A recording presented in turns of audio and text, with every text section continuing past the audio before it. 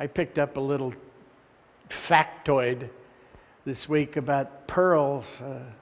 Something I read said that all kinds of shellfish produce them. Yeah, not just oysters. They can be in mussels as well. But it's 1 out of 10,000 of them that has a pearl in it. No wonder they're a couple of bucks a piece. What do you think? So today we're going to talk about heaven. Have you been there lately? Or have you been to that other place? There have been times in my life I visited the other place more than I visited heaven. What about you? Yeah. We all know what it's supposed to look like. No wonder it's a pearl of great price. It was needed, I think, to make the pearly gates. What about that? And heaven's supposed to have golden streets. I think I'd like to work on the infrastructure in heaven, because then I could dig up the streets and take a little home with me as a bonus. That wouldn't be bad. In heaven, it said God works in mysterious ways, right? Everybody becomes a musician without a single lesson and plays harp. I would think after a while, can you imagine how many harps there must be? I know, only 3 or 4 people are up there.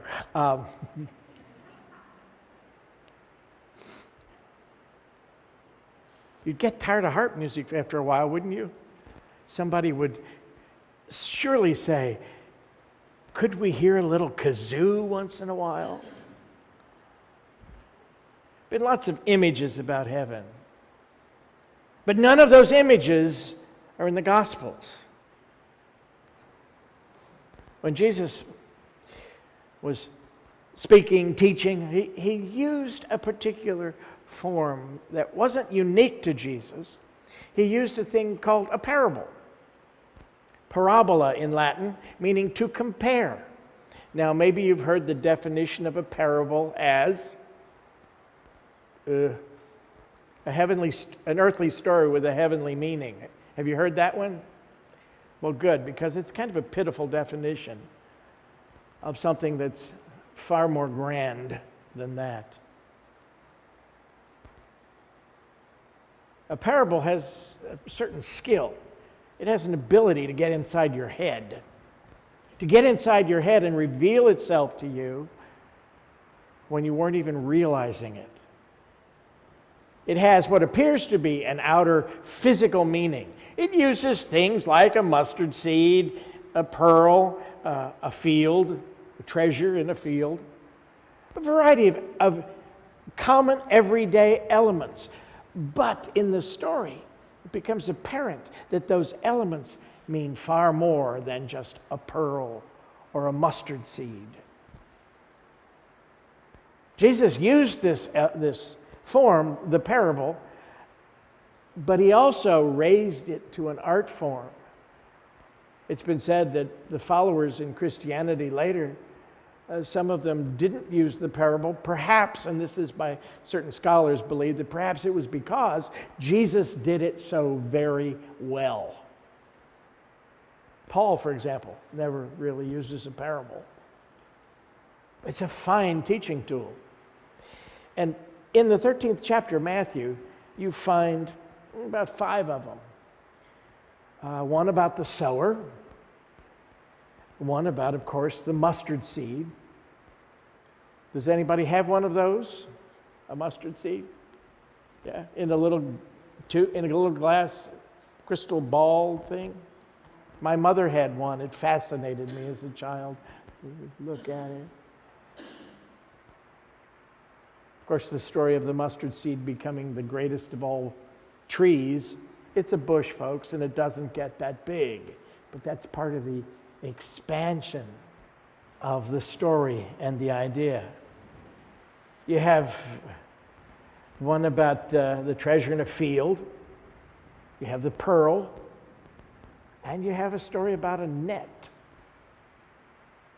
An interesting collection, all in Matthew 13. It's a great chapter. We should all read it one of these days. The parable of the pearl, it's a fascinating story. And the text in the 13th chapter begins in verse 45. Again, the kingdom of heaven is like a merchant in search of fine pearls, who on finding one pearl of great value went and sold all that he had and bought it. I would say the merchant's a connoisseur, wouldn't you? He's collected pearls. Here he's, after having a nice collection, I'm sure he's had some that are tiny, like a grain of mustard. We call them what? Seed pearls. And he's had some that are reasonable size, maybe the size of the end of your little finger. He's picked up a variety of things along the way, a variety of pearls. But now he finds one that is the most valuable, the most beautiful. So what does he want to do? He wants to acquire it. So he's willing to let go of everything else, all things that aren't as valuable, in order to have this one beautiful thing. Just imagine holding a pearl that big. Wouldn't it be nice? I saw a picture of a pearl that went for $1 million+. I don't know if you could wear it in a pendant around your neck or on a ring. But they certainly are beautiful. And do you realize what pearls are made of is stronger than concrete? Absolutely, that's strong. It's an amazing substance. Takes the pearl a while, but layer by layer, it builds up that thing of beauty. So what is it about the parable? Comparison. Well, all right, the comparison is the kingdom of heaven is like. Well, what in the world is the kingdom of heaven? I'm going to give you a simple expression. You can use this on any of the parables that speak about the kingdom of heaven. The kingdom of heaven is my individual, personal consciousness of God and truth. Well, consciousness, we think of that as our thinking, feeling nature, right? Aren't you a collector? Haven't in your life you picked up little pearls of wisdom? Well, you need to get a good education if you want to amount to anything. You need to get a good job, a well-paying job. You need to put away some money when you're young so that you have it for your retirement. These are all pearls that have a certain value in human life, do they not? And then you come across, as your consciousness is growing with these human pieces of wisdom, you come across a pearl that is of far more value. I am in the Father, and the Father is in me. I am a child of God, in whom God is well pleased. God is my instant, constant, abundant source of supply. Myrtle Fillmore came across a pearl. I'm sure she had collected many over the years. Common, folksy wisdom. And then she came across that one. I am a child of God, therefore I do not inherit sickness. That pearl, you know what it did to her? It changed her life. Actually, it restored her life. By working with that idea, that new thought that she acquired at that lecture with E.B. Weeks back in 1886, she was healed of tuberculosis. It changed Charles Fillmore's life because he watched her at first working with this divine idea, and he saw the changes. And I'm sure at some point he thought, I want some of that. He saw her consciousness growing, the sense of expansion into a greater awareness of God and truth, the reality of her being. What happened? He started doing it. What happened to him? His life changed. And so did yours. Because of them.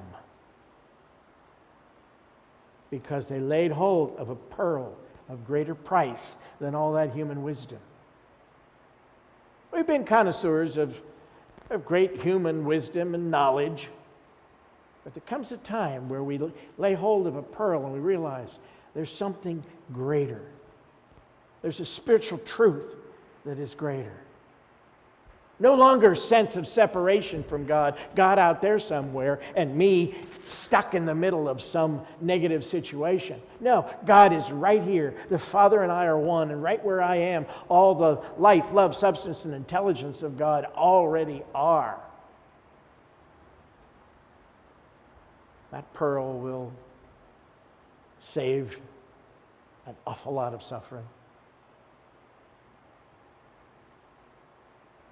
The idea of the kingdom of heaven in all the parables is something starts small and gets bigger. Isn't it what happens in your consciousness of God and truth? You may have walked into a Unity church or some other New Thought church, and you didn't know very much about God or truth, except what you'd learned in traditional thinking and in the talk of the streets. Yeah. The street tells you it's who you know. The street tells you it's how much you have. But truth tells you it's your awareness of God present in you that makes all the difference. We've gathered some of those human pearls, but now we find the greater pearls. So it's the idea of giving up the lesser for the greater. The merchant, who represents each one of our personal consciousnesses, sees something of great value that's more valuable than all that human knowledge and is willing to let it go and look from see life, see himself, see the presence of God from a whole different perspective. That changes life for you. That's an expansion of your mind, of your awareness. From one truth, eventually into the whole of truth. When Jesus said, "Follow me," he meant not in going to a particular place or down the road to the next town. Follow me in the overcoming life. Charles Fillmore once stated, follow me into a greater awareness of God working in and through you. The power of God available to you. The life, love, and substance of God that supply everything you need. Wisdom, power, love, health, wholeness, peace. All things.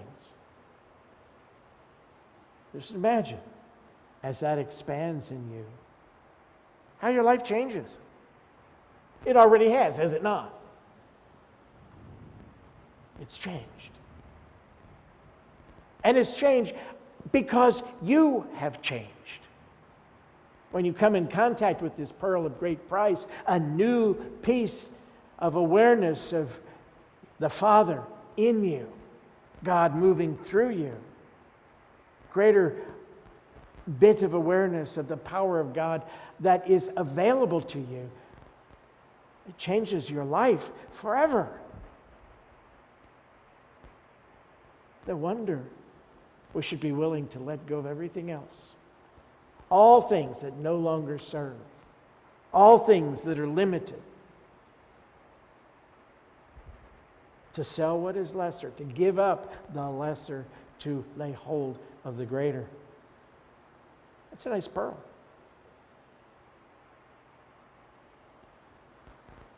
Now, have you found a pearl or two recently? How valuable are these pearls?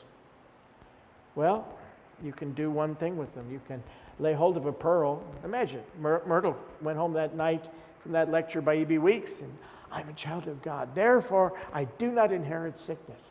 Oh, that is so valuable. She could have written it down and put it in a drawer in a safe place. You can lay hold of a divine idea about your relationship to God and think, wow, that is wonderful.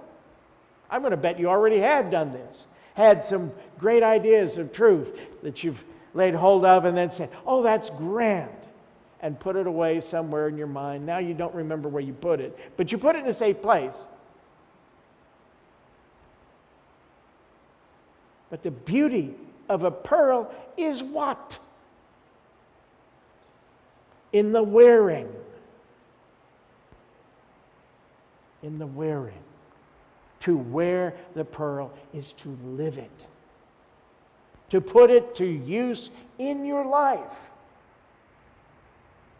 Just imagine you're getting all dressed up.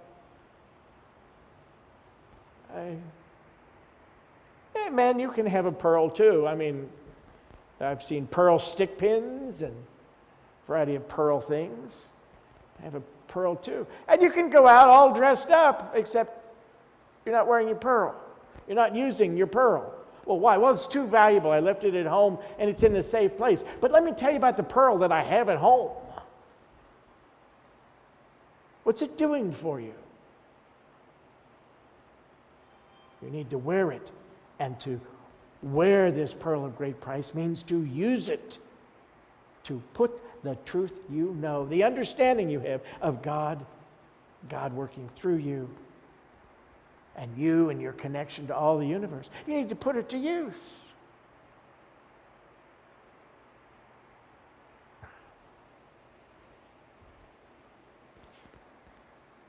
I had a friend once who loved tools. He had a beautiful workshop in his house. Beautiful. He had everything in the workshop laid out beautifully, as if it were a museum display. The workshop was spotless. I don't remember ever seeing him use any of those tools. But they looked wonderful on the wall. Did I ever see any product of the use of the tools? No. The tools, as far as I could tell, did not change anyone's life, because they stayed. Something to be looked at. You go to a class, perhaps a class of prosperity, perhaps a class on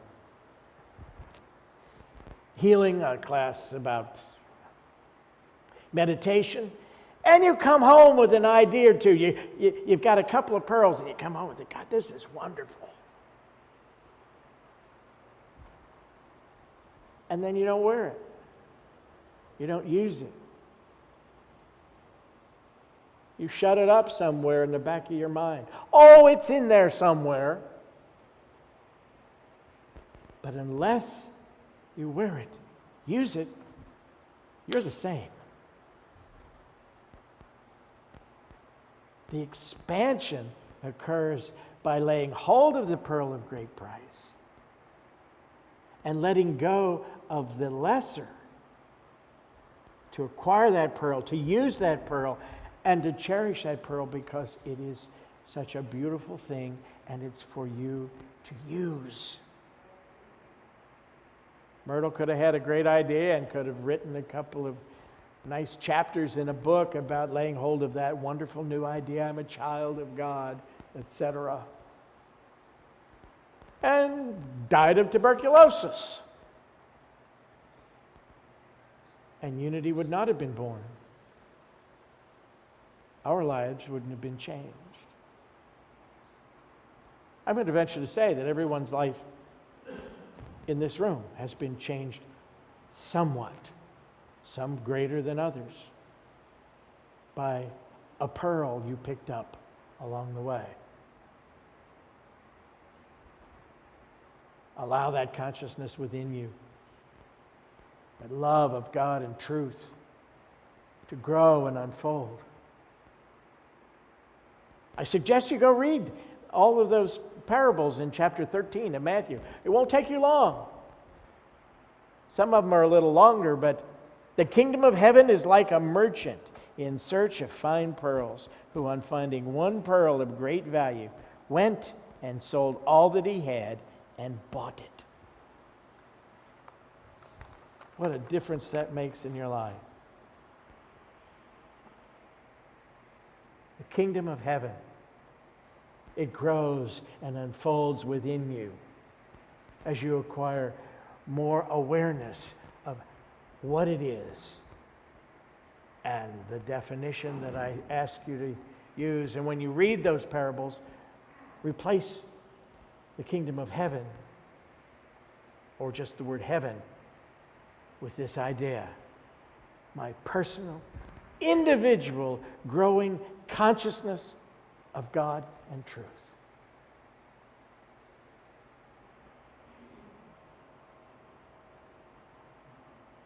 My personal, individual, growing consciousness of God and truth is like a merchant in search of fine pearls.